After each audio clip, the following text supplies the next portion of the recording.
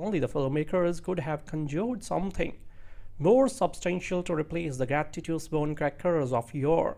In any case, there was a dangling thread here allowing of more future Mills-induced mayhem, even if we are told over and over that it's ain't here.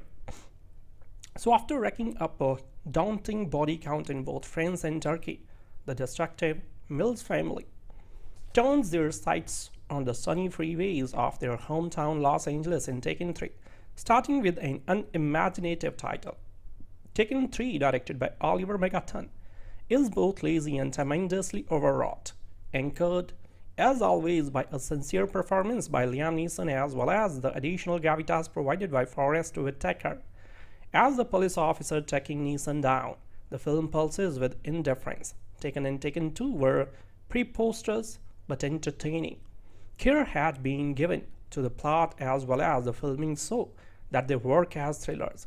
Many didn't care for the sequel, but I liked it a lot, especially the cinematic use of the architecture in Istanbul, which showed a real understanding of how action happenings in a very specific landscape can be exciting and suspenseful.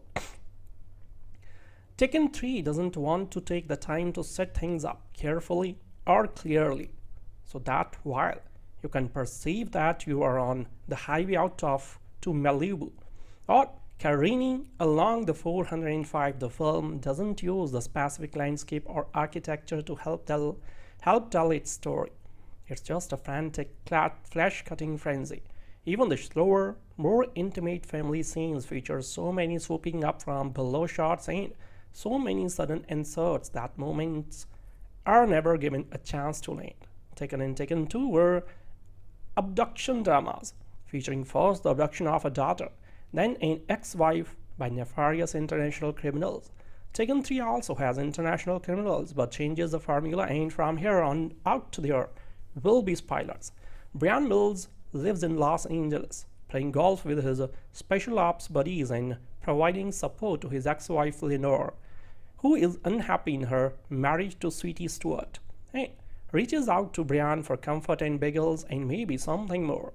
Their daughter Kim is in college now, and Bryan still thinks of her as a baby. Even though her professional stunt driver skills in Taken 2 should have clued him in that she is a highly capable human, not to mention her ability to run across the tilting rooftops of Istanbul lobbing grenades at innocent parking lots in order to signal her location. But then Lenore shows up dead and Bryan is falsely accused of her murder. Instead of staying around to defend himself against the charges, he disappears in Los Angeles, a fugitive on the run. Because Bryan is the most resourceful man on the planet, his is not the desperate every man on the run plight of Richard Kimball of The Fugitive. Oh no, Bryan hacks into security cameras, downloads GPS information from the stolen cars, has access to world-class weaponry, as well as the support of his super spy friends.